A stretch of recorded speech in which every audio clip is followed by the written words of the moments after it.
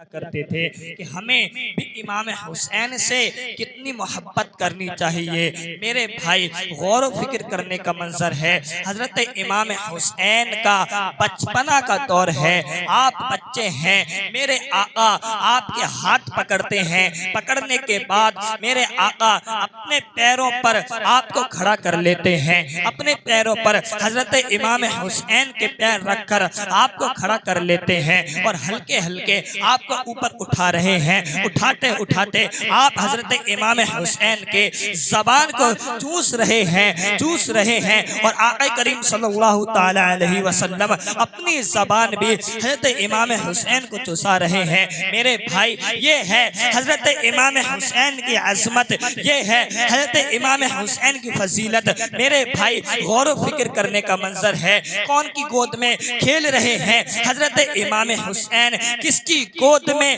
کس کی زبان چوس رہے ہیں حضرت امام حسین، ذرا غور کریں کس کی زبان کو چوس رہے ہیں میرے آقا کے نواسے۔ میرے بھائی غور و فکر کرنے کا منظر ہے، ایک دن آقا کریم صلی اللہ تعالی علیہ وسلم ایک راستے سے گزر رہے ہیں، کیا دیکھتے ہیں ایک بچہ کھیل رہا ہے، آپ نے اس بچے کو گود میں اٹھایا، اٹھانے کے بعد آپ اسے محبت پیار کرنے لگے۔ صحابہ اکرام نے دیکھا، عرض کیا یا رسول اللہ صلی اللہ تعالی علیہ وسلم آپ اس بچے سے اتنی محبت کیوں کر رہے ہیں، آپ اس بچے سے اتنا لاڈ اتنا پیار کیوں کر رہے ہیں؟ میرے بھائی میرے آقا ارشاد فرماتے ہیں اے صحاباؤ، اس بچے سے میں اس لیے لاڈ کر رہا ہوں، اس لیے محبت کر رہا ہوں، اس لیے پیار کر رہا ہوں کہ اس بچے نے میرے نواسے حسین کے قدموں کے نیچے سے مٹی کو اٹھا کر اپنے چہرے سے ملا گئی۔ سبحان اللہ، میرے چہرے سے ملا ہے۔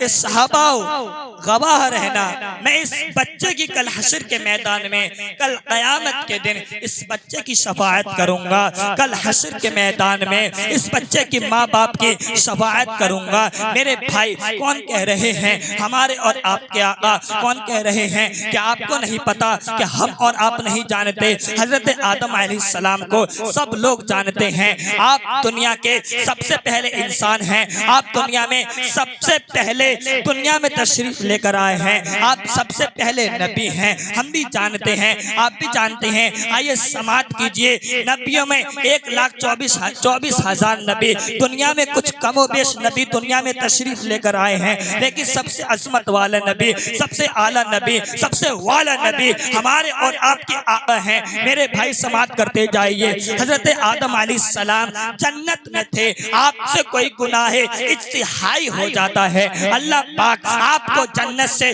زمین پر اتار دیتا ہے۔ حضرت آدم علیہ السلام اللہ کی بارگاہ میں زاروں قطار رو رہے ہیں، زاروں قطار رو رہے ہیں، اے میرے مولا مجھے معاف کر دے، اے میرے پاک اللہ پاک مجھے معاف کر دے، لیکن اللہ پاک کی طرف سے کوئی رسپانس، کوئی جواب، کوئی معافی کا پروانہ نہیں آ رہا ہے۔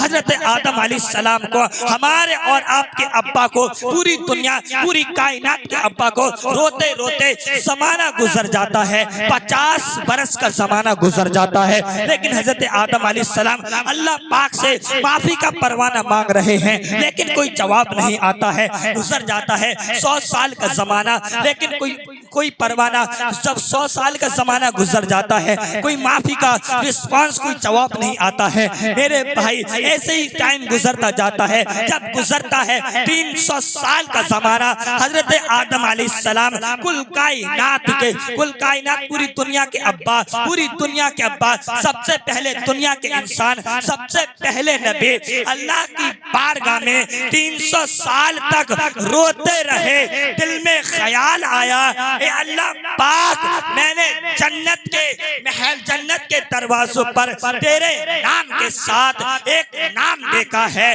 میں اس نام کا تجھ کو وسیلہ دیتا ہوں، مجھے معاف کر دے۔ اللہ پاک نے حضرت آدم علیہ السلام کو 300 سال تک معاف نہیں کرا، لیکن اللہ پاک کو حضرت آدم علیہ السلام نے آقا کریم صلی اللہ تعالی وسلم کا واسطہ دیا، آقا کریم صلی اللہ تعالی وسلم کا نام کا وسیلہ بنایا، تو میرے اللہ پاک نے آپ کو معاف کر دیا۔ اللہ نعرہ حیدری، یا حسین یا حسن، غوث المدد۔ میرے بھائی یہ ہے عظمت ہمارے اور آپ کے آقا کی. اور آپ کس کے نواسے ہیں؟ ہمارے اور آپ کے آقا کل کائنات کے نبی، آخری نبی. میرے بھائی میرے آقا کی عظمت ذرا سنتے جائیں.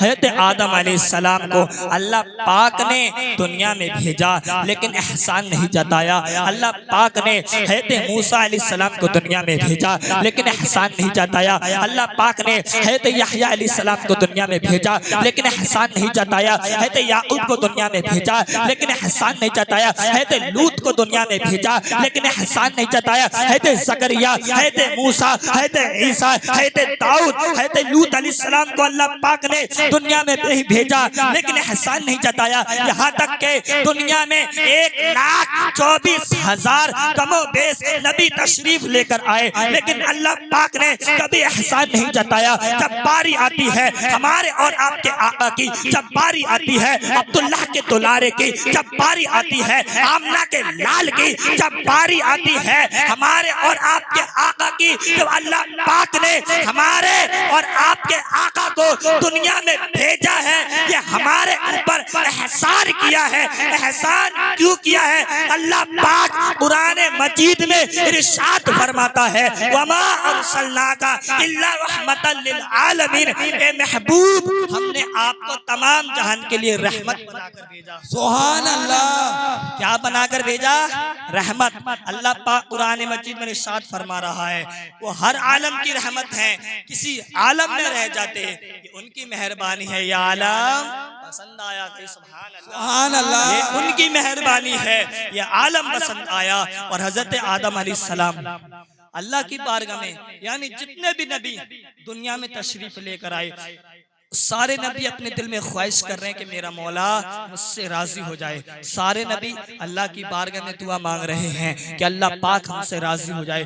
جملے کو نوٹ کریں میرے بھائی، جملے کو سمجھیں، لفظ کو سمجھیں. سارے نبی یہاں تک کہ 1,24,000 کم و بیش نبی دنیا میں تشریف لے کر آئے. سارے نبی اللہ کی بارگاہ میں دعا کر رہے ہیں کہ میرا مولا مجھ سے راضی ہو جائے. لیکن جب باری آتی ہے ہمارے اور آپ کے آقا کی، جب باری آتی ہے کل کائنات کے نبی کی، جب باری آتی ہے عبداللہ کے دلارے کی، جب باری آتی ہے آمنہ کے لال کی، لیکن سارے نبی چاہ رہے ہیں کہ میرا اللہ پاک مجھ سے راضی ہو جائے، میرا خدا مجھ سے راضی ہو جائے. سارے نبی چاہ رہے ہیں اللہ کی رضا، لیکن اللہ پاک چاہ رہا ہے رضائے مصطفیٰ.